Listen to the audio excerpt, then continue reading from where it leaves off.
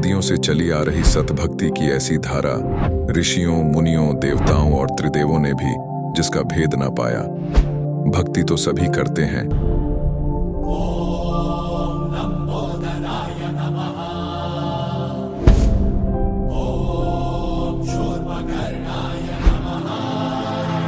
और हरदम यह सोच रहती है कि रहने के लिए आलीशान घर हो, घूमने के लिए बड़े बड़े पार्क हो, खाने पीने के लिए स्वादिष्ट भोजन हो, हम कभी बीमार ना हो, कभी दुखी ना हो और कभी भी ना मरे।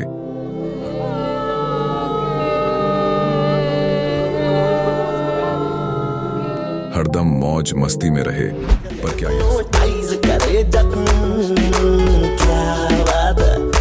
पर क्या यह संभव है?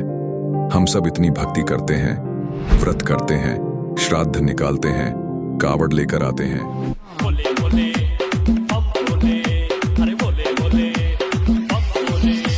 मंदिरों में जाकर मूर्ति पूजा करते हैं,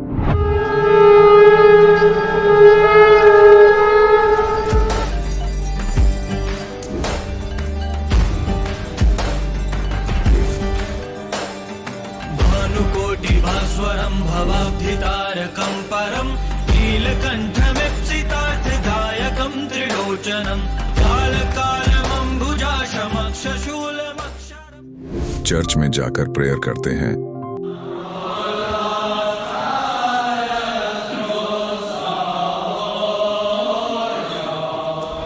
मस्जिद में जाकर नमाज अदा करते हैं,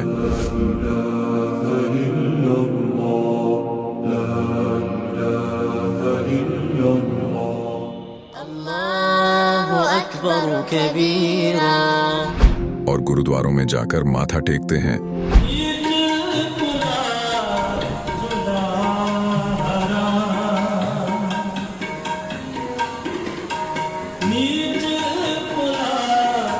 फिर भी दुखी क्यों है? लेकिन क्या आप जानते हैं वो कौन सी भक्ति है? वो भक्ति जिसने मीरा को जहर से बचा लिया, ध्रुव और प्रहलाद की रक्षा की, अंधे को आंखें और बहरे को कान दिए, कोढ़ी को काया दी, दुखियों को सुखी जीवन दिया, मरने वाले को जीवन दान दिया और लाइलाज बीमारियों को दूर किया। जब संत रामपाल जी महाराज जी से दीक्षा ले ली थी, उसके बाद जब उनका कुछ विद इन मंथ कैंसर में राहत मिली। जैसे हम लोग परमात्मा का आदेश आया, हम लोग हॉस्पिटल गए और ऑपरेशन कराया। भगत जी 1 रुपया का भी दवाई माता जी को खाना नहीं पड़ा, और जो डॉक्टर कैंसर है बताते थे, वही डॉक्टर के मुख से हमने ये सुना भगत जी कि ये चमत्कार कैसे हो गया। तो हॉस्पिटल में दिखाया तो कैंसर घोषित कर दिया डॉक्टर ने यहाँ। तो फिर इसके इलाज के लिए घूमे, इलाज भी नहीं हुआ, तो फिर घर पे थक के बैठ गए। कैंसर के लिए जिंदल हॉस्पिटल में रहा, उसके बाद सपड़ा हॉस्पिटल में रहा, उसके बाद जयपुर को दिखाया, उसमें कोई इलाज नहीं हुआ। संत रामपाल जी महाराज जी ने चरणामृत प्रसाद दिया और आशीर्वाद दिया और भक्ति ज्ञान दिया, और उसके बाद मैं तंदुरुस्त हूँ। हर दिन में अपना सब कुछ खाता हूँ, मुझे कोई समस्या नहीं। मेरे को बीमारी ये थी सर कि ब्लड ट्यूब में मेरे को एक प्रकार का पस आ गया था और इन्फेक्शन हो गया था। उस इन्फेक्शन को डॉक्टर लोग वो कह रहे थे कि इसमें आपको ऑपरेशन करना पड़ेगा। आश्रम पहुंचने में परमात्मा का नामदान लिया और जो उन्होंने मुझे उपदेश दिया, उस उपदेश देने के बाद उन्होंने आशीर्वाद दिया। आशीर्वाद देने के बाद तत्क्षण में मेरा ये रोग वहीं के वहीं दर्द बिल्कुल ठीक हो गया। भक्ति सभी करते हैं, लेकिन उपरोक्त लाभ सिर्फ सतभक्ति से ही प्राप्त होते हैं। आज भी सतभक्ति करने वाले हजारों लाखों लोगों को शास्त्र अनुसार भक्ति का अद्भुत अनुभव प्राप्त हो रहा है। आइए जानते हैं ऐसे ही लाखों श्रद्धालुओं में से एक सतभक्ति करने वाले इस श्रद्धालु का अनुभव। नमस्कार जी। सत साहेब। क्या नाम है जी आपका? सर मेरा नाम तारा जोशी है। तारा जी आप कहाँ से हैं? सर बेसिकली मैं बागेश्वर उत्तराखंड से हूँ, लेकिन इस समय मैं गवर्नमेंट इंटर कॉलेज पुहाऊ में पोस्टेड हूँ। तो पिछले 12 सालों से हम स्कूल के पास में अल्मोड़ा ज़िले में वहीं रह रहे हैं। संत रामपाल जी महाराज से नाम दीक्षा आपने कब ली? संत रामपाल जी महाराज से नाम दीक्षा मैंने अक्टूबर 2013 में ली। संत रामपाल जी महाराज से नाम दीक्षा लेने से पहले क्या आप कोई भक्ति साधना भी करती थी? सर, मैं प्रसिद्ध शिवधाम जागेश्वर के पुजारी परिवार में मेरा जन्म हुआ था। तो हम शिव जी को विशेष इष्ट मानकर पूजा किया करते थे और उसके साथ साथ लोक में प्रचलित जो हिंदू धर्म में जो भी साधनाएं थी उनको हम सब किया करते थे। मैं नियमित तौर पर गीता जी का, रामचरितमानस का और श्री विष्णु सहस्त्रनामा का पाठ किया करती थी। अन्य धार्मिक पुस्तकें, पुराण, सुख सागर, ये सब भी हमारे घर में रखे हुए थे, उनका भी मैंने पार्टली अध्ययन किया हुआ था। सर, मेरे पिताजी, मेरे ताऊजी और मेरे चाचा जी जो थे बहुत लंबे समय से जागेश्वर धाम में पूजा अर्चना किया करते थे, वहाँ पर पुजारी का कार्य किया करते थे। तो इसीलिए हम शिव जी को विशेष इष्ट मानकर पूजा साधना किया करते थे और उसके अलावा अन्य जो भी लोक में प्रचलित साधनाएं हैं वो सब हम किया करते थे। और मैं नियमित रूप से गीता जी का, श्री रामचरितमानस का और श्री विष्णु सहस्त्रनाम का पाठ किया करती थी। मैं कुछ समय के लिए गायत्री परिवार से भी जुड़ी रही। आपने बताया कि आपके पिताजी, आपके भाई जागेश्वर मंदिर में पूजा अर्चना करते थे, तो क्या कारण बना कि ऐसे परिवार में जन्म होने के बावजूद भी आपने संत रामपाल जी महाराज को अपना गुरु बनाया? हाँ सर, बहुत लंबे समय तक हम शिव जी को ही इष्ट माना करते थे, उन्हें सबसे सर्वशक्तिमान देवता माना करते थे। हमने कभी सोचा भी नहीं था कि हम कोई गुरु बनाएंगे, क्योंकि मतलब एक ब्राह्मण कुल में जन्म लेने के कारण एक ब्राह्मण लोग ये कहते हैं कि हम जन्म से ही गुरु पद पर हैं, हम तो अन्य को शिक्षा देते हैं, हमें कोई और गुरु बनाने की आवश्यकता ही नहीं है। तो हमने कभी भी नहीं सोचा था कि हम किसी को भी मतलब शिव धाम की पूजा के अलावा हम किसी को गुरु बनाएंगे। तो इत्तेफाक ऐसा हुआ कि जब मैरिज के बाद मैं ससुराल में गई तो एक दिन 2010 में मेरे हस्बैंड जो हैं वो टीवी चैनल बदलते बदलते उनको संत रामपाल जी महाराज के प्रवचन वाला चैनल मिल गया, साधना चैनल। तो उसमें वो तो सुनते ही फर्स्ट डे अट्रैक्ट हो गए और संत रामपाल जी महाराज जो भी ज्ञान दे रहे थे उसको सुनने लगे और उनको शायद समझ में भी आने लगा, लेकिन मुझे कुछ समझ में नहीं आया। जब 1 महीने या उससे थोड़ा समय ज़्यादा देखने के बाद मेरे हस्बैंड को समझ में आया तो उन्होंने एक दिन मुझसे कहा कि हम इतने सारे सत्संग प्रवचन आज तक देखते थे, हमने इस चैनल को तो देखा ही नहीं, अध्यात्म का सबसे इंपॉर्टेंट ज्ञान तो इसमें बता रहे हैं संत रामपाल जी महाराज।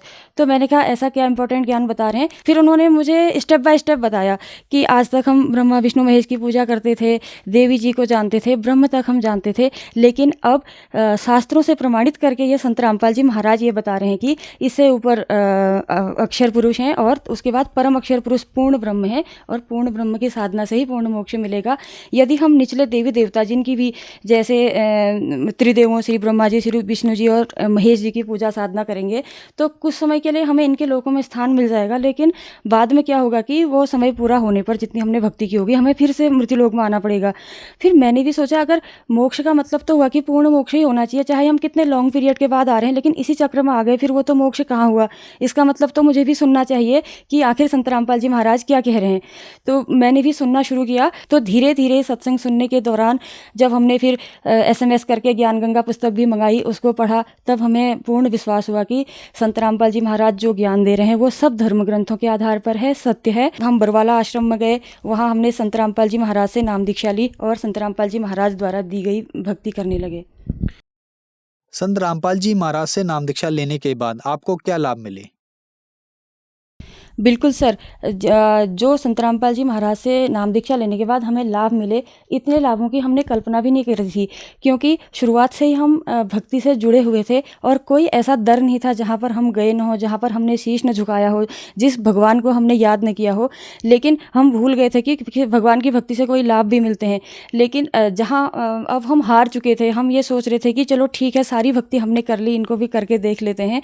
तो उसके बाद मैंने देखा कि मैं बहुत शारीरिक पीड़ाओं से उस समय गुजर रही थी। पहले तो शारीरिक रूप से मैं स्वस्थ थी, लेकिन जब मेरी बेटी का जन्म हुआ उसके कुछ समय बाद मुझे इतनी बीमारियां लग गई थी कि मैं सोचने लगी अभी मेरी शादी को अभी 1.5-2 साल हुआ है, मेरे ससुराल वाले भी सोचेंगे कि शायद हमें झूठ बोलकर बीमार लड़की की शादी हमारे घर में कर दी। मैं कैसे बताऊं कि मुझे इतनी बीमारियों ने घेर लिया, क्योंकि मुझे पाइल्स की दिक्कत हो गई थी और 365 दिन मुझे कोल्ड रहता था और सबसे बड़ी मुझे इंटरनल इन्फेक्शन की दिक्कत हो गई थी। वो मैंने बहुत सारे डॉक्टर्स को दिखाया तो कहीं से ठीक नहीं हुआ। तो मैं ये सोचती थी कि शायद ये बीमारियां मेरी अब ठीक नहीं होंगी।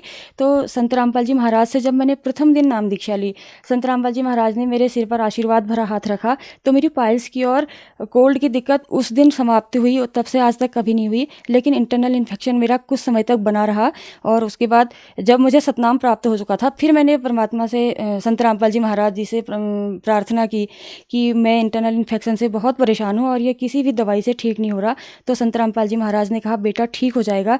फिर मुझे विश्वास हो गया था कि जब मेरी 2 बीमारियां ठीक कर रखी हैं तो ये भी ज़रूर संत रामपाल जी महाराज ही ठीक करेंगे। लेकिन सर 2 वर्ष लगे और 2 वर्ष में वो जाके ठीक हुई और उसके बाद से आज तक मुझे किसी बीमारी से कोई पीड़ा नहीं है। सर दूसरा लाभ ये था कि मेरी मदर जो है कैंसर 3rd स्टेज में पहुंच चुकी थी। शुरुआत में तो हमें पता नहीं चला, जब हमें पता चला तब डॉक्टर ने ये कहा कि ये तो मतलब ऑपरेशन की स्टेज से भी बाहर चली गई हैं, अगर हम इनका ऑपरेशन करेंगे तो ये कैंसर और फैल जाएगा, शायद ये फिर रुके नहीं। तो इसीलिए उनकी कीमोथेरेपी और रेडियोथेरेपी हुई थी बत्रा हॉस्पिटल दिल्ली में। और उस समय डॉक्टर ने हमसे कहा था कि यदि हमारा ट्रीटमेंट सक्सेस हुआ तो इनकी 2-2.5 साल एज एक्सटेंड हो सकती है, लेकिन हम इस बात की गारंटी नहीं दे सकते कि ऐसा होगा भी या नहीं। सर उस समय तो हम 2-2.5 साल को भी बहुत लंबा समझ रहे थे, हम इतने में भी खुश थे कि हमारी माँ और 2-2.5 साल जी जाएगी। लेकिन जब उन्होंने अपना ट्रीटमेंट पूरा किया, मम्मी घर आई तो मम्मी को बहुत दर्द होता था, वो बिल्कुल असहनीय दर्द, और मम्मी को देख के हम दुखी होते थे पर हम कर कुछ नहीं पाते थे। तो उसके बाद मेरे पिताजी जो थे वो जो यहाँ पर लोकल लेवल पर जैसे भूत पूजा की जाती है उसमें बलि दी जाती है या इस तरह की पूजाओं पर बिल्कुल यकीन नहीं करते थे। सब लोगों ने हमसे कहा कि तुम यहाँ अपने जो आपके कुल के इष्ट, वो भूत को इष्ट कहते हैं, तो उनकी पूजा आप नहीं करते हो, इसलिए शायद आपको ऐसा हो रहा। तो हमने पापा से बहुत रिक्वेस्ट की, पापा सब लोग कहते हैं कि हम भूत पूजा नहीं करते तो शायद इसीलिए मम्मी बीमार है, एक बार आप मान जाइए। अब मम्मी का अंत समय देखकर पापा ने भी हमको परमिशन दे दी कि बेटा अगर तुम्हारी माँ ठीक हो जाती है तो तुम जो करोगे मैं उसमें तुम्हारे साथ हूँ। तो सर उसके बाद हमने बहुत बड़ा मंदिर बनाया, लोकल देवता गंगनाथ जी कहते हैं, बहुत पैसे भी खर्च हुए और वहाँ पर हमने 2 बकरों की बलि भी दी कि हम कुछ भी चीज़ ऐसी छोड़ना नहीं चाहते थे कि जिससे हमें बाद में पछताना पड़े कि हम नहीं कर पाए। तो कुछ नहीं हुआ। मम्मी इतना दर्द से तड़फती थी कि मतलब हम बहुत दुखी तो होते थे लेकिन हमारे पास कोई रास्ता नहीं था। लेकिन जब संत रामपाल से नाम दीक्षा लेने मैं गई थी उस समय मम्मी नहीं आई हुई थी। मेरी मम्मी का मामला शायद ऐसा इकलौता हो जो कि संत रामपाल जी महाराज द्वारा दिए गए अमृत जल से पहले ठीक हुई, तब वो नाम दीक्षा लेने जा सकी, क्योंकि यदि वो उनकी तबीयत ठीक नहीं होती तो वो बिल्कुल भी यात्रा करने में सक्षम नहीं थी। तो मैंने संत रामपाल जी महाराज से प्रार्थना की। विश्वास तो नहीं था उस समय मुझे, क्योंकि हमने कोई लाभ होते देखे नहीं थे, लेकिन मैंने कहा कि संत रामपाल जी महाराज से मेरी मम्मी का स्वास्थ्य बहुत ख़राब है, या तो आप उसे ठीक कर दीजिए ताकि हम आपकी शरण में ला सकें, या फिर उसके शरीर को मुक्त कर दीजिए ताकि मतलब हम उसको रोज़ दर्द से तड़पता ना देखें। तो संत रामपाल जी महाराज ने कहा कि बेटा क्या हुआ है मम्मी को? मैंने कहा गुरुजी कैंसर की पेशेंट हैं। तो संत रामपाल जी महाराज ने मुझे सर एक अमृत जल की शीशी दी थी और कहा कि ये अपनी मम्मी को दे देना, वो ठीक हो जाएंगी। जब हम घर लाए तो पहले दिन अमृत जल दिया तो मम्मी को आराम हुआ थोड़ा सा। फिर मैं रोज़ पूछती मम्मी कुछ आराम है क्या? मम्मी कहती थी हाँ मैंने आज भी दवा नहीं खाई, फिर अगले दिन भी नहीं खाई। तो हमने सोचा ये कैसा चमत्कार हो गया कि कहीं से मम्मी ठीक नहीं हुई लेकिन यहाँ पर से कैसे ठीक हो सकती है। फिर जब 1 महीना बीत गया था, संत रामपाल जी महाराज ने ही मेरे मन में प्रेरणा की। मुझे ऐसा महसूस हुआ कि अगर संत रामपाल जी महाराज ठीक कर सकते हैं और मैंने वचन दिया था कि मैं यहाँ लेके आऊँगी, शायद समय पर नहीं ले जाऊँ तो फिर पुरानी स्थिति में आ जाए। मैंने मम्मी से पूछा क्या आप बरवाला आश्रम तक आ सकती हो? जो मम्मी पहले 5 किलोमीटर जाने के लिए भी सोचती थी, मना करती थी कि बेटा मैं नहीं जा पाऊँगी, मुझे बहुत कष्ट है। उसने कहा हाँ, क्योंकि उसको रिलीफ मिल चुका था। उसके बाद तो मम्मी बरवाला आश्रम गई, संत रामपाल जी महाराज से नाम दीक्षा ली। आज संत रामपाल जी महाराज की दया से उन्हें सारनाम मिल चुका है और वो बिल्कुल स्वस्थ हैं। जब मेरी मम्मी कैंसर का ट्रीटमेंट करने गई थी तो डॉक्टर ने कहा था कि हम इनकी सर्जरी करेंगे, वो सक्सेस होगी तो ये 2-2.5 साल और जी सकती हैं। और परंतु संत रामपाल जी महाराज से हमने नाम दीक्षा ली तो उसके बाद अब मम्मी को न तो कोई दवाई खानी पड़ती है, न किसी प्रकार की सर्जरी की ज़रूरत है। इन बातों को आज 10 वर्ष पूरे हो गए हैं और अभी इस समय भी मम्मी को कोई दिक्कत नहीं है। सर हम दोनों हस्बैंड वाइफ गवर्नमेंट एम्प्लॉई हैं, तो सब लोग ये मानते हैं कि गवर्नमेंट जॉब वाले ठीक ठाक अर्निंग कर लेते हैं, वो बात सही भी है। लेकिन मेरे हस्बैंड के जो शौक़ थे तो उनको महंगी शराब पीने का और मीट मांस खाने का बहुत शौक़ था। मैं तो मांस का सेवन नहीं किया करती थी। तो मेरे हस्बैंड ने अपने घर में मतलब तरह तरह की जो है शराब रखी हुई थी, उसको वो अपना स्टेटस सिंबल मानते थे। तो हम कुछ भी बचत नहीं कर पाते थे, हमारे पास कोई भी सेविंग नहीं थी। और उसके अलावा कभी कभी शौकिया वो दिवाली में जुआ भी खेला करते थे। मुझे ऐसा लगता था कि शायद इनकी अब ये आदतें कभी नहीं छूटेंगी, और मैं कहा भी करती थी तो मुझसे कह देते थे कि जो इन चीज़ों चीज़ों को नहीं करता उसे तो आज के ज़माने में पिछड़ा माना जाता है, ये तो आधुनिक लोगों की पहचान है। तो मैं तो हार चुकी थी, फिर मैं ज़्यादा कुछ कहा भी नहीं करती थी। और संत रामपाल जी महाराज की शरण में जाने से पहले ही, तब सत्संग सुनने से ही मेरे हस्बैंड ने मीट खाना तो बंद कर दिया था, सत्संग प्रवचनों से इतना प्रभावित हुए। और जिस दिन मेरे हस्बैंड संत रामपाल जी महाराज से नाम दीक्षा लेने गए, उसके पहली शाम को भी उन्होंने अपने दोस्तों के साथ पार्टी की थी और उनसे कहा था कि मैं आज आपसे विदा ले रहा हूँ, आज के बाद मैं आपके साथ ये पार्टी नहीं कर पाऊँगा। उस दिन से मेरे हस्बैंड ने शराब नहीं छुई। तो उसके बाद से ये 2013 से आज 8 साल का समय पूरा होने को तो है। हमने कई जगह ज़मीनें जोड़ी, मकान बनाया, अच्छी तरह से अच्छी सेविंग रहती है, जबकि वही नौकरी हम पहले भी कर रहे थे, उसी नौकरी को आज भी कर रहे हैं। संत रामपाल जी महाराज जी की कृपा से हमारे पैसे में बरकत है। आप एक गवर्नमेंट टीचर हैं, आपकी माताजी को कैंसर था, डॉक्टर्स ने उनको मना कर दिया था और संत रामपाल जी महाराज ने उनको ठीक कर दिया। आज उनको जीते हुए लगभग 10 साल हो गए हैं। आप उत्तराखंड के निवासी हैं। उत्तराखंड में केदारनाथ, बद्रीनाथ बहुत ज्यादा प्रसिद्ध हैं। इन तीर्थ स्थानों पर लाखों लोग जाते हैं और डॉक्टर्स के पास भी जाते हैं और वो लोग ठीक नहीं होते। संत रामपाल जी महाराज उनको ठीक कर देते हैं। ऐसा कैसे संभव हो रहा है? सर, ऐसा इसलिए संभव हो रहा है, आपने ठीक कहा कि उत्तराखंड जो है देवभूमि मानी जाती है। यहाँ बद्रीनाथ, केदारनाथ ही नहीं, यहाँ तो मतलब हर किलोमीटर पर आपको कोई न कोई धाम, देवल धाम पूजने को मिल जाएगा, जहाँ यहाँ लोकल के ही नहीं पूरे देश के और विदेशों से भी लोग यहाँ जो है पूजा साधना करने आते हैं। तो परंतु ये सब चीज़ हम भी कर रहे थे। हम उत्तराखंड में पैदा हुए थे, तो यहाँ का कोई मंदिर, कोई धाम हमने सर मतलब नहीं छोड़ा, क्योंकि हम बहुत सारी चीज़ों से परेशान थे, लेकिन उन सब से हमको कोई लाभ नहीं हो रहा था। और संत रामपाल जी महाराज की शरण में जाने से ये इसलिए संभव हुआ कि संत रामपाल जी महाराज जो है शास्त्र सम्मत साधना बताते हैं। क्योंकि जैसे गीता अध्याय 16 श्लोक 23 में लिखा हुआ है कि शास्त्र विधि को त्याग कर जो मनमाना आचरण करता है, उसको न तो सुख होता है, न सिद्धि होती है, ना उसकी कोई परम गति होती है। तो यहाँ उत्तराखंड में जो भी देवल धाम है, वो उनकी हम कितनी ही पूजा कर लें, उनसे कोई लाभ नहीं होना है, जैसे हमको नहीं हुआ, क्योंकि वो शास्त्रानुकूल साधना है ही नहीं, उससे लाभ नहीं होगा। तो संत रामपाल जी महाराज द्वारा दिए गए भक्ति मंत्रों से इसलिए लाभ होगा कि ये मंत्र हमारे शास्त्रों से प्रमाणित हैं। और यदि शास्त्र विरुद्ध साधना हम मनमाने ढंग से कितनी भी करती रहें, तो वो साधना की सही विधि नहीं है। अगर कोई भी काम सही विधि से नहीं किया जाता तो उसमें सफलता नहीं मिलती, तो अध्यात्म मार्ग में कैसे मिलेगी? तो आज के दिन में मतलब पूरे विश्व में संत रामपाल जी महाराज के अलावा किसी के पास सत्य भक्ति के मंत्र नहीं है। वो अपनी अपनी कथाएं कहते हैं, गीता को दबा करके जरूर रखते हैं, श्रीमद् देवी भागवत को दबाकर जरूर रखते हैं हाथ के नीचे जो प्रवचन करते हैं, और कथा वो अपनी कहते हैं, बोल देते हैं कि इसमें लिखा हुआ है। जिस दिन उनके अनुयायी श्रद्धालु लोग खुद किताब खोलकर देखने लग जाएंगे, वो प्रश्न उन्हीं से करेंगे कि जो आप कहा करते थे ये गीता में लिखा है, ये श्रीमद् देवी भागवत में लिखा है, जिससे हम प्रवचन कर रहे हैं, तो वो कहाँ पर है? तो अभी शिक्षित समाज है, थोड़े समय बाद जागेगा और सब लोगों को संत रामपाल जी महाराज का ज्ञान स्वीकार करना ही पड़ेगा, और लाभ भी तभी मिलेंगे। सर, ये कंप्लीट और फाइनल मोक्ष मार्ग है। इसके अलावा और हर कसौटी पर खरा उतरेगा, कोई भी किसी भी तरीके से जांच सकता है इसको। बहुत सारे दर्शक आज आपको टीवी पर देख रहे हैं। बहुत सारे लोग ऐसे हैं जिनको बहुत सारी बीमारियां हैं या कैंसर है, उनके लिए आप क्या कहना चाहेंगी? सर, मैं जो भी लोग या तो सांसारिक दुखों से पीड़ित हैं या सत आध्यात्मिक मार्ग को खोज रहे हैं, मैं उन सबसे यही कहना चाहूँगी कि यदि आपको इन दोनों चीज़ों को प्राप्त करना है तो अंततः आपको संत रामपाल जी महाराज का सत्संग सुनना पड़ेगा, उनकी शरण में आना पड़ेगा, उनके ज्ञान को स्वीकार करना पड़ेगा, और यहाँ आकर के निश्चित रूप से आपको लाभ होंगे, जैसे कि हमको हुए हैं। संत रामपाल जी महाराज से नाम दीक्षा कैसे ली जा सकती है?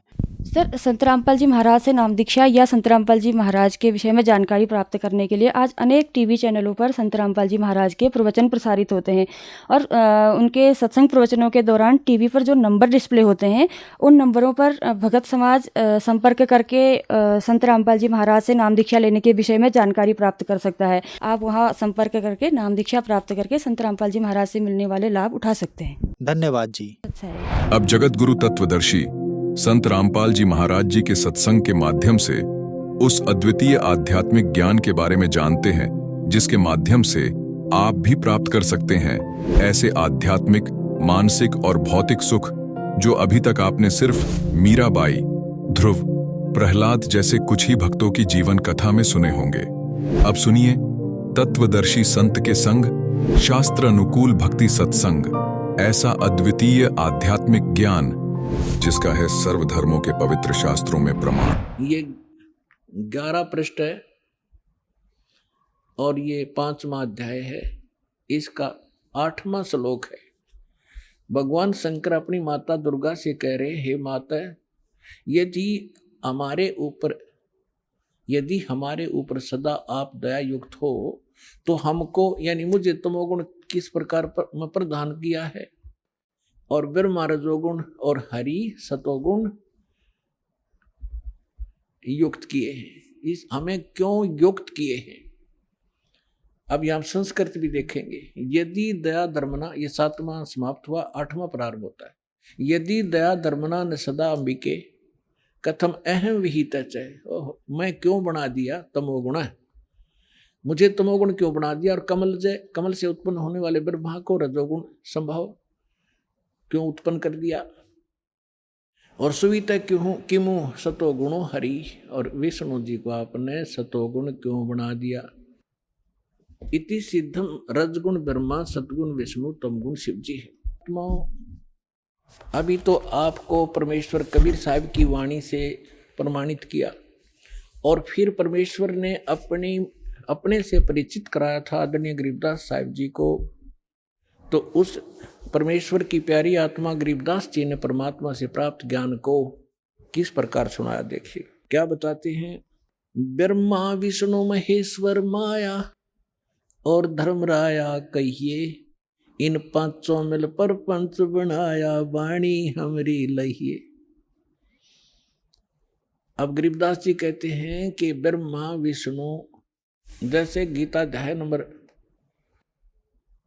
अध्याय नंबर 14 के और श्लोक नंबर 3 से लेकर 5 में स्पष्ट किया है। 5 में विशेषकर कहा है कि अर्जुन, इस माया से उत्पन्न तीनों गुण, दुर्गा से उत्पन्न रजगुण ब्रह्मा सतगुण विष्णु तमगुण शिव जी, ये जीव को यहाँ कर्मों के बंधन में बांधे रखते हैं। ये इनको फंसाने के मूल कारण है। ये देखिएगा, अब आपको श्रीमद् भगवत गीता से प्रमाणित करते हैं ब्रह्मा विष्णु महेश की उत्पत्ति। ये श्रीमद् भगवत गीता और गीता प्रेस गोरखपुर से प्रकाशित है। जयदयाल गोविंद का इसके अनुवादक हैं। ये अध्याय नंबर 14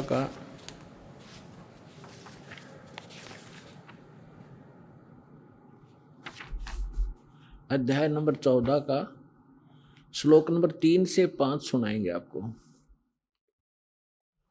ये 3 है। इसमें क्या कहा है कि अर्जुन, मेरी ये महत ब्रह्म रूप मूल प्रकृति।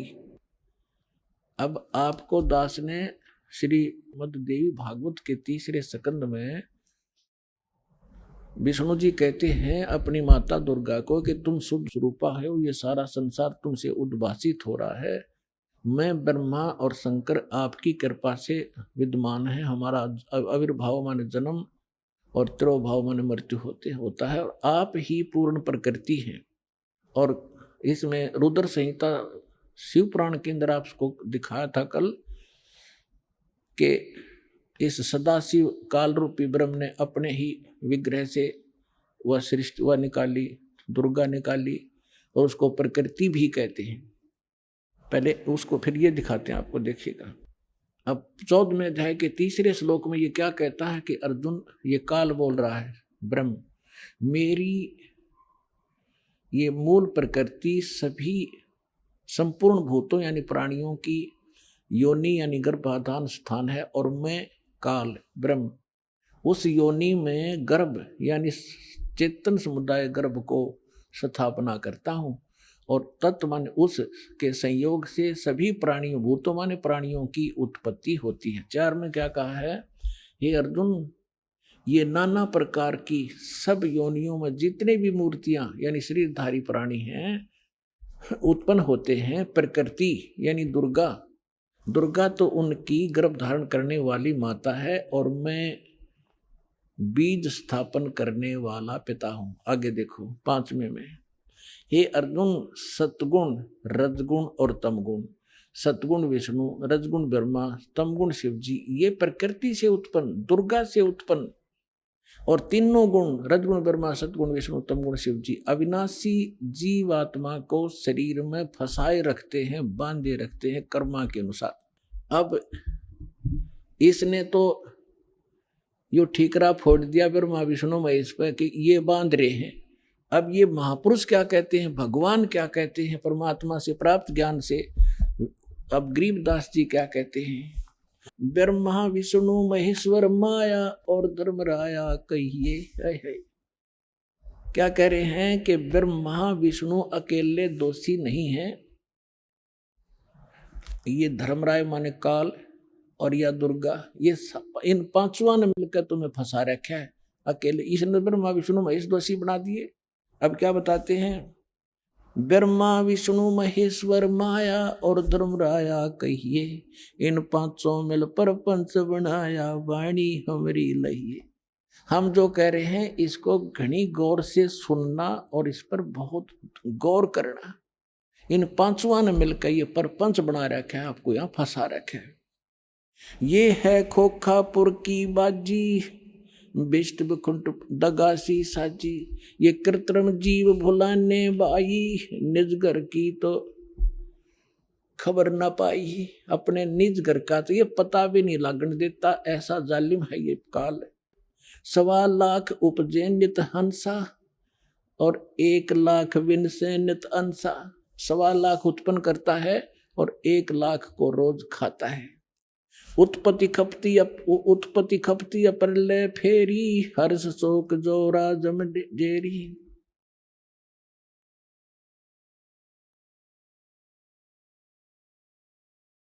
अब क्या बताते हैं परमात्मा, माया आद निरंजन भाई, अपने जाए आप खाई। अपने आत्माओं, आप जब इस ज्ञान से परिचित होगे आपकी आत्मा गदगद हो जाएगी। और तेरा गजब हो, कहाँ फंस रहे थे और क्या हम ज्ञान लिए बैठे थे। अब क्या बता रहे महापुरुष, माया आदि निरंजन भाई, ये अपने जाए आप खाई। ज्योत निरंजन और ये दुर्गा आप पैदा करते हैं और आप खावे सारे ने। अब दुर्गा खाती नहीं, इसका सहयोग दे रही है। अब इसके विवश होगी, अपने पाप कर्मों के कारण हम इसके पराधीन हो गए। और इसने दुर्गा को इतना डरा रखा है कि तू मेरा भेद किसी को नहीं बतावेगी, नहीं तो तेरी खैर नहीं है। इसने इस डर के कारण ब्रह्मा विष्णु महेश को भी काल का जिक्र नहीं कर रखा। ये तो परमात्मा ना का भांडा फोड़ा, इसको बेनकाब किया। ये के सांग है, क्या है यो, इसने भगवान मान रहे थे। तुम सुन शिखर में धर्म अन्यायी, सुन शिखर में यो धर्म काल अन्यायी, और जिन शक्ति डायण मैल पठाई। काल ने कहा था कि दुर्गा मेरा भेद किसी को मत देना, मैं आज से प्रतिज्ञा करता हूं कि मैं अपने वास्तविक रूप में किसी के समक्ष नहीं आऊंगा, और तू मेरा भेद नहीं देना और सारे ब्रह्मांड का तू संचालन करना। तब इसने कहा था कि एक तरफ तो मैं औरत इतने बड़े विभाग को कैसे संभालूंगी, आप क्यों ऐसा जुल्म कर रहे हो, आप मेरे साथ भी नहीं रह रहे हो। तब इसने कहा था कि मैं काम तो सारे मैं करूंगा, तुझे निमत बनाऊंगा, गुप्त रूप से मैं सब काम करूंगा, तू चिंता मत करना। तो क्या कहते हैं, सुन शिखर में धर्म अन्यायी, ये काल अन्यायी, जिन शक्ति डायण मैल पठाई। अब दुर्गा को कहते हैं इसने भी इसका सहयोग दे दिया, विवश होकर के इसको ये नीचे भेज दी। लाख गरा से नित उठ दूती, ये माया आद तकत की कूती। 1.25 लाख घड़िए नित भांडे, अंसा उत्पत्ति पर ले डंडे। 1.25 लाख तो पैदा करते हैं डेली और 1 लाख को मार देते हैं। कहते हैं ये हंसा, ये सब जीवात्मा, प्यारी आत्मा भगवान की जन्म और मरण के इस दंड से दंडित कर रखे। 1.25 लाख घड़िए नित भांडे, इस शरीर को भांडा बोला है, बर्तन बोला है, इसको चोला भी कहते हैं इसको। तो कहते हैं ये 1.25 लाख ये बर्तन, ये हंस शरीर बनाए जाते मानव के डेली, और 1.25 लाख मारे जाते हैं। 1.25 लाख घड़ियां नित भांडे, हंसा उत्पत्ति पर ले डांडे। ये तीनों चेला बटपारी, सरजे पुरुषा सरजी नारी। ये खोखापुर में जीव भुलाने, स्वप्न विष्ट बैकुंठ बनाए। खोखापुर में जीव भुलाए, स्वप्न विष्ट बैकुंठ बनाए। ये है अरहट का कुआ लोई, या गढ़ बंधा है सब कोई। कीड़ी कुंजर और अवतारा, अरहट डोर बंधे कई बारा। ये कोटक करता फिरता देखा, अरहट डोर कहूँ सुन देखा। ये चतुर्भुजी भगवान कहावे, अरहट डोर बंधे सब आवे। अब यहाँ क्या बताना चाहा है आदरणीय गरीबदास साहिब जी ने परमात्मा से?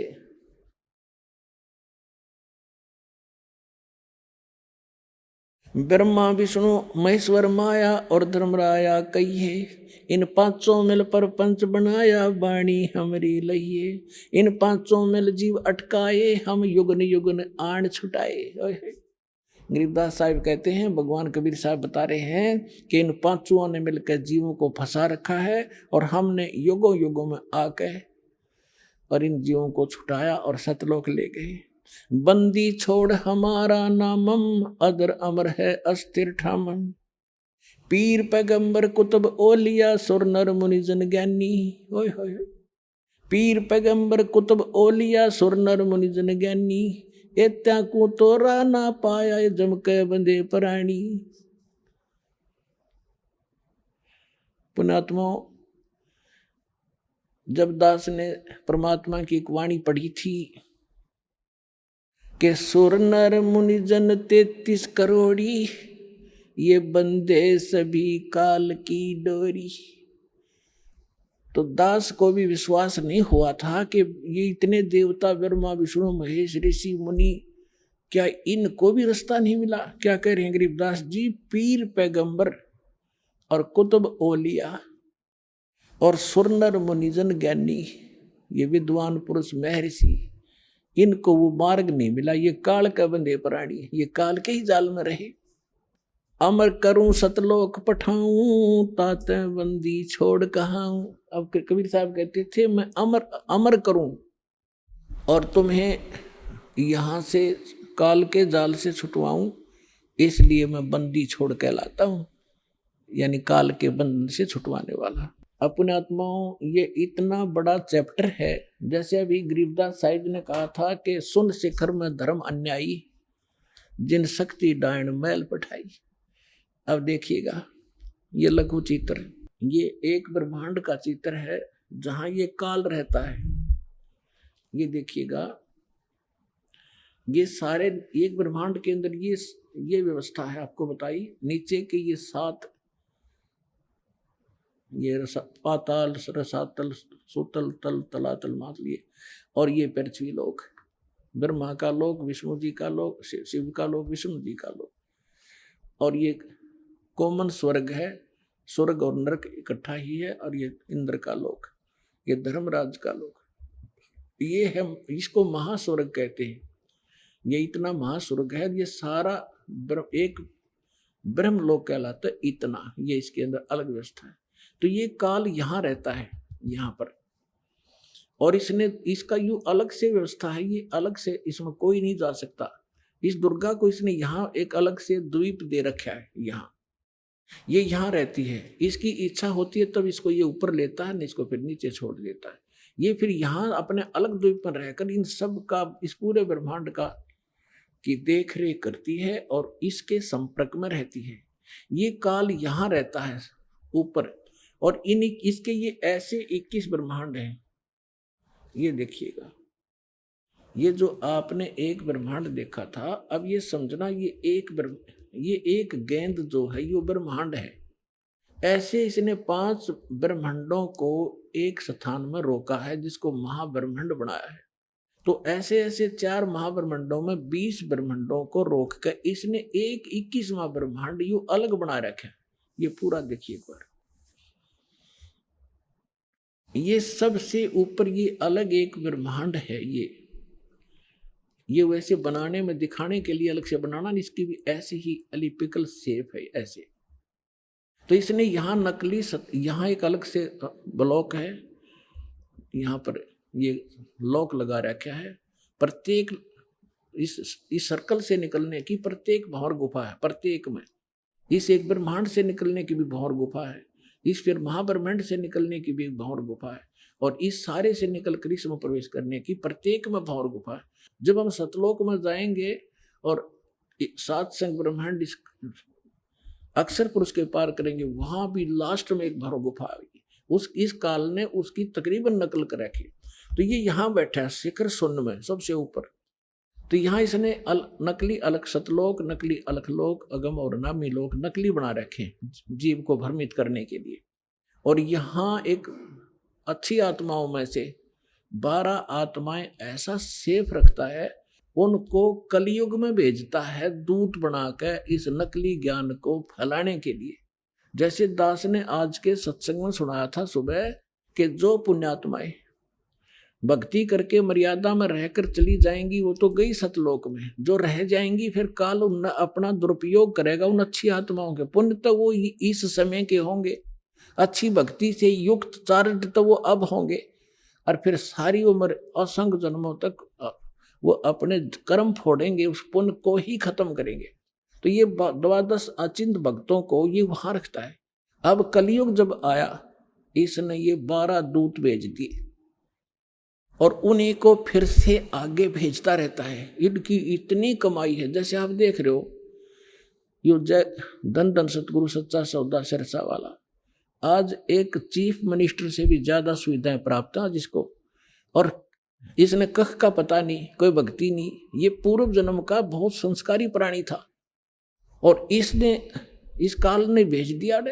अब ये सारी उम्र खोटे खोदेगा, कति भक्ति नहीं इसके पास, और फिर भी इसके ठाठ रहेंगे और लास्ट में इसको ऐसी बुरी मौत मारेगा, ऐसी दुर्गति होगी ऐसे व्यक्तियों की, आगे चल के ना जाने कौन सी योनि में डाल देगा। तो ये इसने ये 12 भक्त अच्छी आत्माएं वहां सेलेक्ट रखता है प्रत्येक उसमें, और फिर इनको जैसे ये 12 यहाँ भेजे, उनको रह रहकर फिर जैसे राधा स्वामी शिवदयाल जी जो थे ये अच्छी आत्माओं में थे।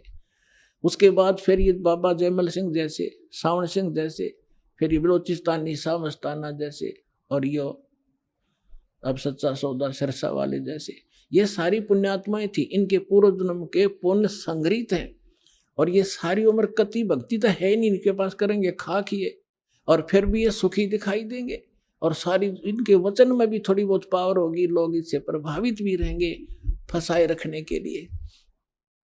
तो ऐसे ये 12 यहाँ देखना, ये फिर इसने 12 अचिंत भक्तों का निवास स्थान ये अलग बना रखे, और ये यहाँ रहता है।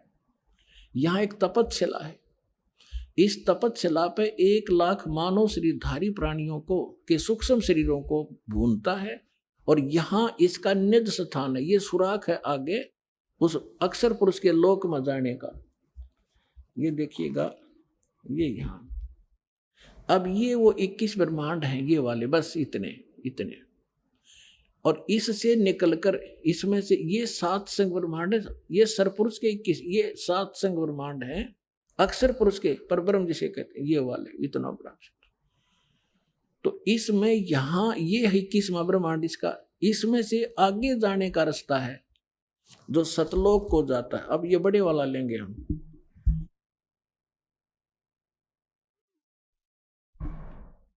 अब ये 21वां ब्रह्मांड है, ये देख पूरे ब्रह्मांड देखो 21।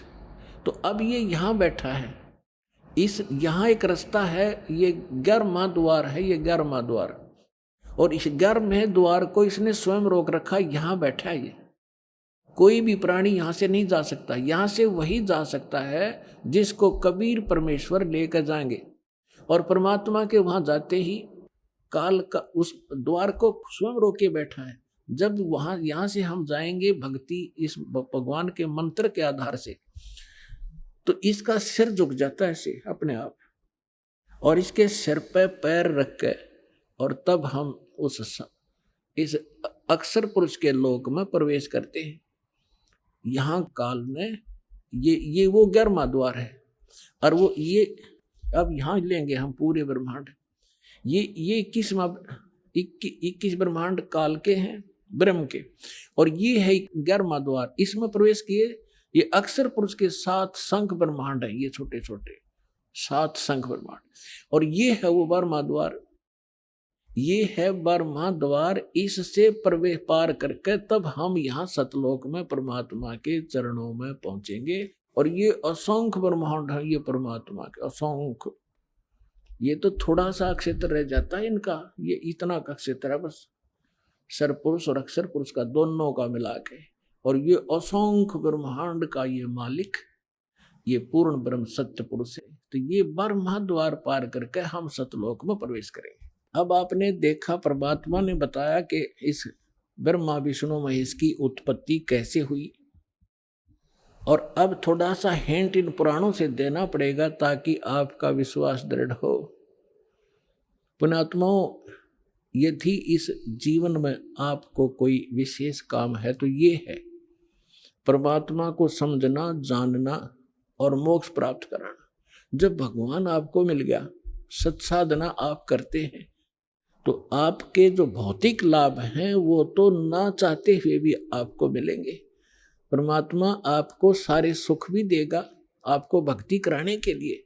जैसे हम अपने बच्चों को शिक्षा ग्रहण कराने के लिए कितनी सुविधा देते हैं, स्वयं हम मजदूरी करते हैं और बच्चों को बढ़िया ड्रेस देते हैं, उनको गाड़ियों में भेजते हैं और 15-20 वर्ष तक बच्चे तो पढ़ो और अपना कल्याण कराओ।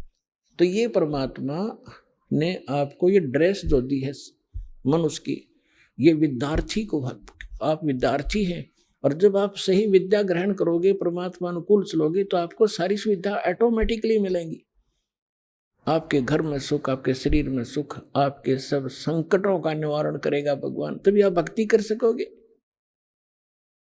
तो इसके लिए आपने अच्छा समय निकालना पड़ेगा। ये देखिएगा, ये श्री शिव पुराण सचित्र मोटा टाइप, केवल हिंदी, गीता प्रेस गोरखपुर से प्रकाशित है। इसके कौन है संपादक? हनुमान प्रसाद पोदार।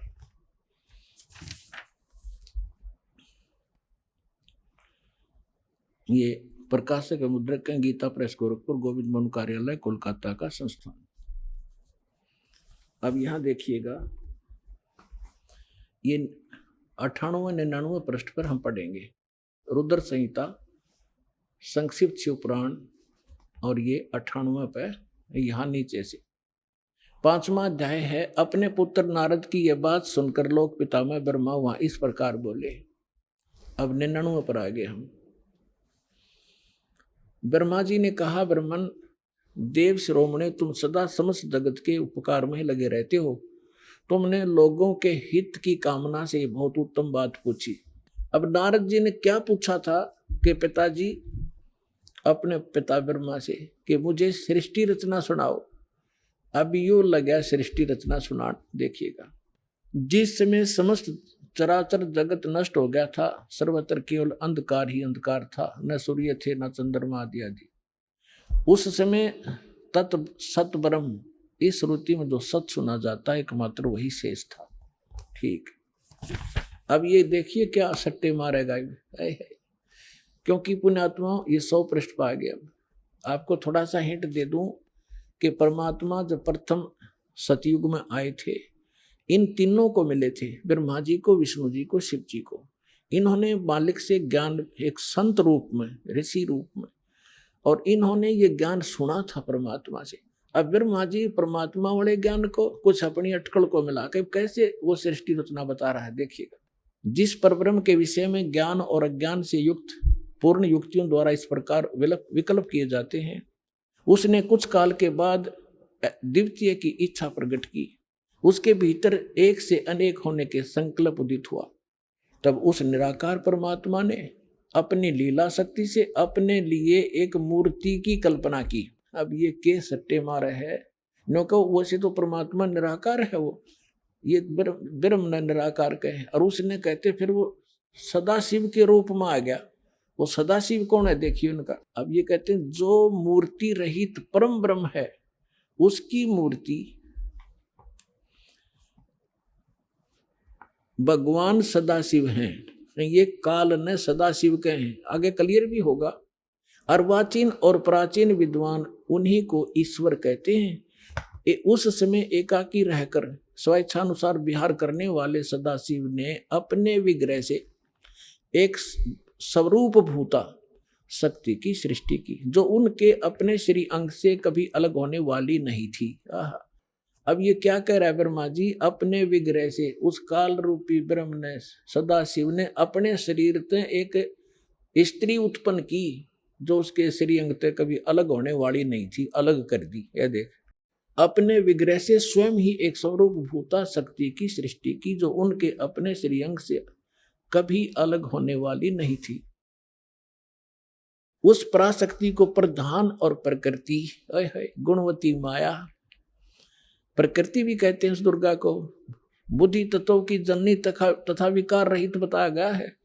उस शक्ति, वह शक्ति अंबिका दुर्गा कही गई है। उसको प्रकृति, ये ध्यान रखना, दुर्गा को प्रकृति भी कहते हैं, जो गीता में आपको दिखाया था।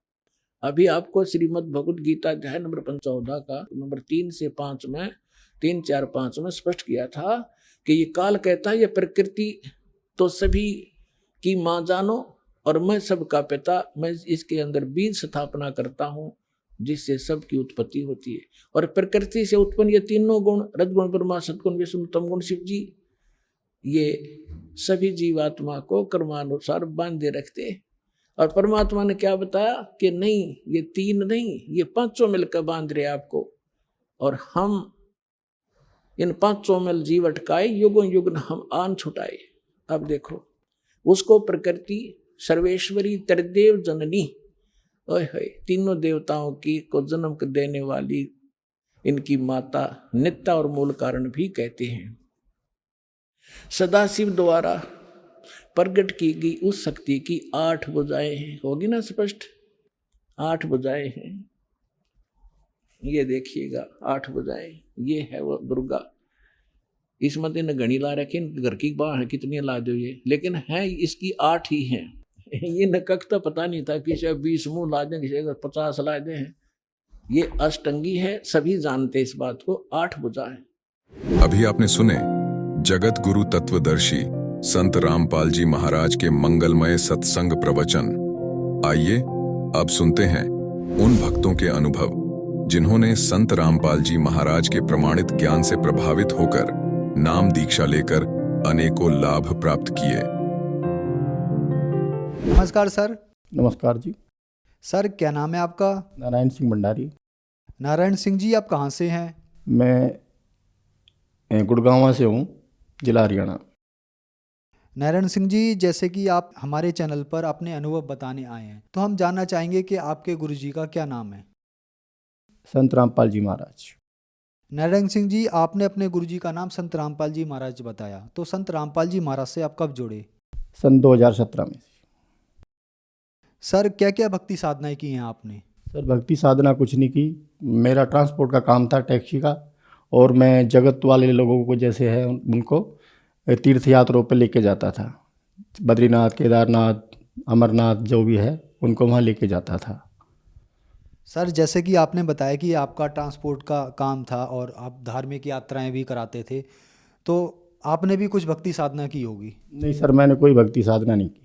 इसका मतलब आप नास्तिक थे? पूरा नास्तिक था जी। सर, जैसे कि आपने बताया कि आप नास्तिक थे, तो फिर संत रामपाल जी महाराज जी की शरण में आने का क्या कारण बना?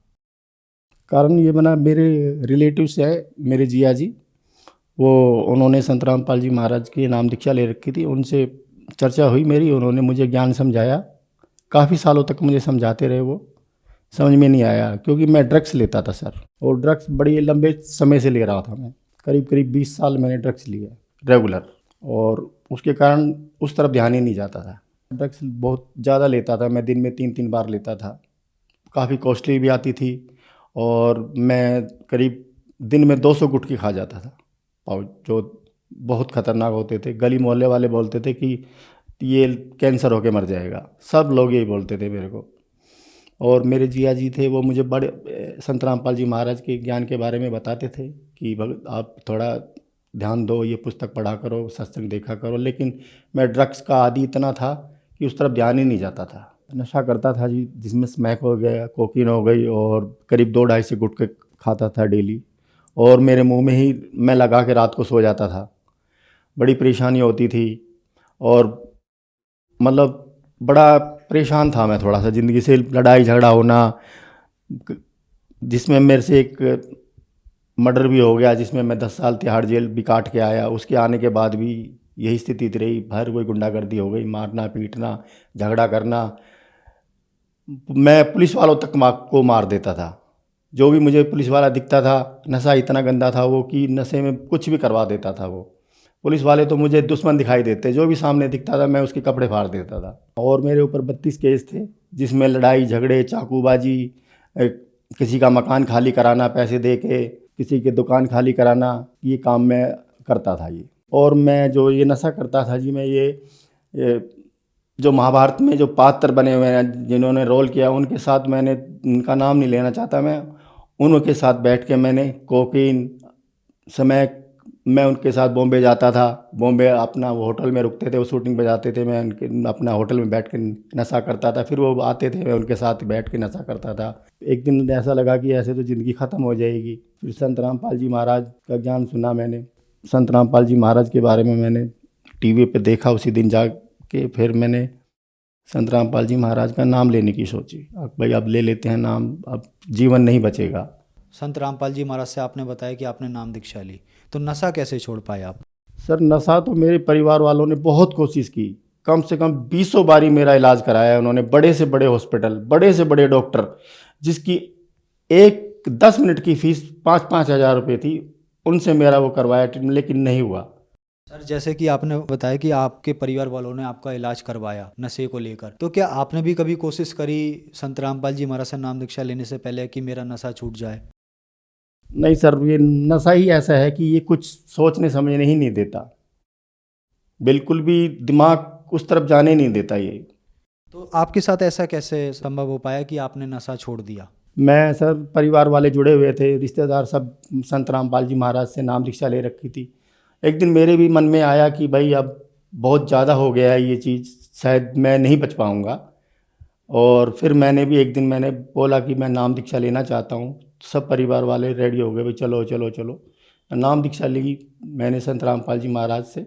नाम दीक्षा लेने के बाद मुझे जो फ़ायदे हुए हैं वो मैं अनगिनत फ़ायदे हैं, मुझे जीवन दान मिला है, जो आज मैं आपके सामने खड़ा हूँ हिस्ट पुष्ट, ये संत रामपाल जी महाराज का दिया हुआ जीवन है।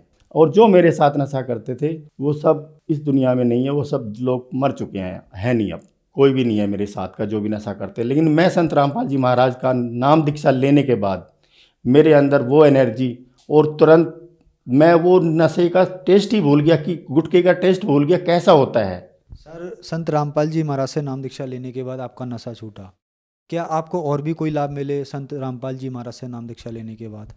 संत रामपाल जी महाराज से नाम दीक्षा लेने के बाद जी शरीर हिस्ट पुष्ट हो गया। पहले मैं इतना दुबला पतला होता था बहुत ज़्यादा, और अब बिल्कुल हट्टा कट्टा शरीर है, परमात्मा की सेवा में लगा रहता हूँ। और बाकी तो लाभ मालिक के इतने लाभ हैं कि अनगिनत लाभ है, मैं गिनाऊँ तो बहुत लंबा वो हो जाएगा। बहुत लाभ है मालिक के। जो मेरे को मर्डर केस था वो संत रामपाल जी महाराज से नाम दीक्षा लेने के बाद जो मेरी गवाही होनी थी, जिसमें 3 गवाही होती है, जिसमें लास्ट 2 गवाही में होती है, जिसमें कोर्ट में बोलते हैं भाई क्रॉस करना पड़ेगा, जिसमें वो जो गवाह थे वो गवाही नहीं आए। उनको बहुत ढूंढा, पुलिस वालों ने भी ढूंढा, मेरे से भी रिक्वेस्ट करी पुलिस वालों ने, भाई तू ही पता कर दे, या तूने उनको कहीं गायब कर दिया। मैं कहा जी मैंने कहीं गायब नहीं किया, और मैं तो अब इन चीज़ों से सबसे दूर हूँ मैं अब। उसके बाद और उन्होंने तुरंत अपना जजमेंट दे दिया कि भाई ठीक है आप इस केस से बरी होते हो। और उन्होंने फिर 15 दिन बाद जाके मैं अपना फाइल ले आया वहाँ से। और जो छोटे मोटे केस जो मेरे ऊपर चल रहे थे, लड़ाई झगड़े के, चाकू के, वो सब संत रामपाल जी महाराज की दया से सारे केस खारिज हो गए, सारे, एक भी केस नहीं। आज मैं मालिक की दया से बिल्कुल ठीक हूँ एकदम। सर जैसे कि आपने बताया कि आप इसमें कोकीन का नशा करते थे, आप इतना ज़्यादा नशा करते थे कि आपके पास 32 केस हो गए थे और बहुत ही आप असभ्य इंसान थे। संत रामपाल जी महाराज से नाम दीक्षा ली और आप एक अच्छी ज़िंदगी जी रहे हैं। तो बहुत सारे ऐसे लोग हैं जो नशा करते हैं, नशा नहीं छोड़ पाते हैं, आप उनके लिए आज एक बहुत बड़ा उदाहरण हैं। तो उनके लिए आप क्या कहना चाहेंगे?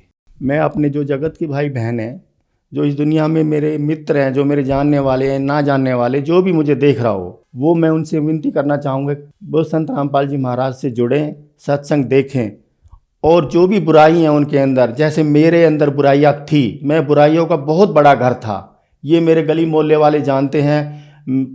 एक जगह है दिल्ली में पालम गाँव, वहाँ पे मेरा इतना नाम फेमस था कि लोग बाग मेरे नाम से डरते थे वहाँ पे, अक नहीं भाई बहुत गंदा आदमी है, इसके मुंह मत लगो। मैं संत रामपाल जी महाराज के चरणों में नाम दीक्षा लेने के बाद मेरी सारी बुराइयाँ छू मंतर हो गई। यही नहीं पता लगा कि मेरे अंदर ये एकदम परिवर्तन आ कैसे गया। मैं खुद अचंभित होता हूँ इस चीज़ को कभी कभी सोच के। मैं तो ये कहता हूँ जगत के लोग कि संत रामपाल जी महाराज इस धरती पे अवतार आए हुए हैं, और सत्संग देखो, उनका ज्ञान समझो। क्या उन लोगों का भी नशा छूट सकता है? जी बिल्कुल छूट सकता है। जब मेरे जैसे इतने गंदे आदमी का, जो दिन में 3 बार नशा करने वाला, अब 200-200 ग्राम 250-250 ग्राम ड्रग्स अपने साथ लेके चलता था मैं, जब मेरा नशा छूट सकता है तो उनका क्यों नहीं छूट सकता।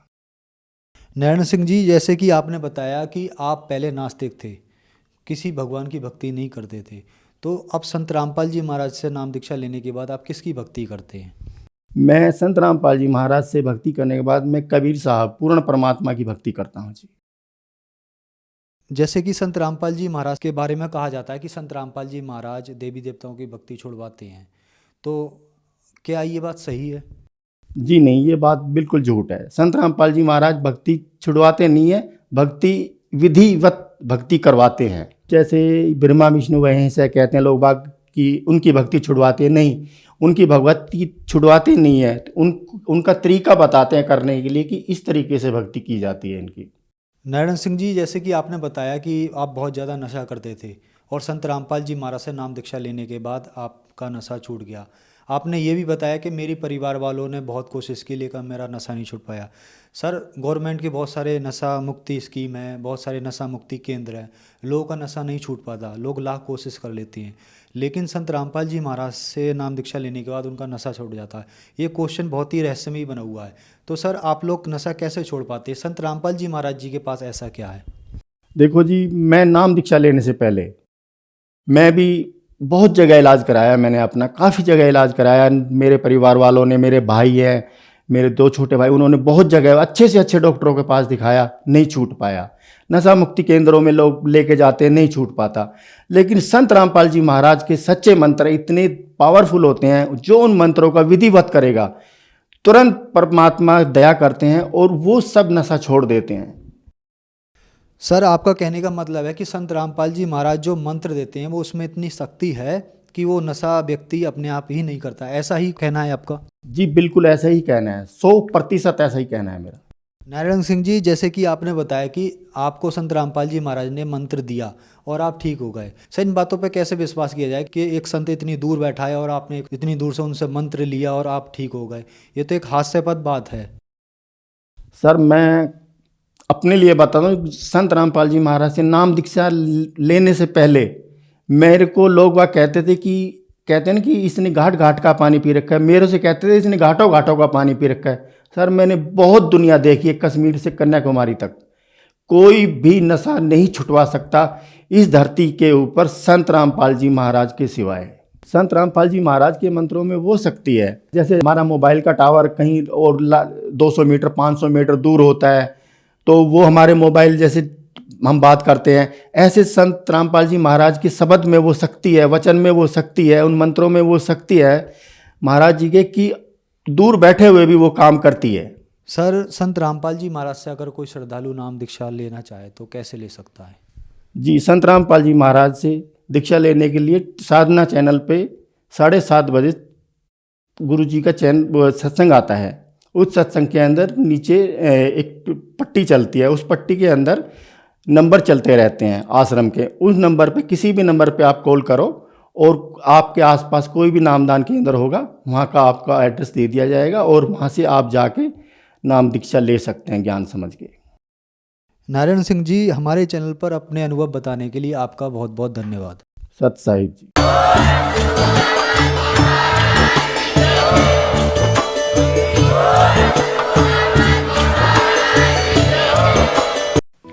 आप सुन रहे थे जगत गुरु तत्वदर्शी संत रामपाल जी महाराज के मंगल प्रवचन। अधिक जानकारी के लिए संपर्क करें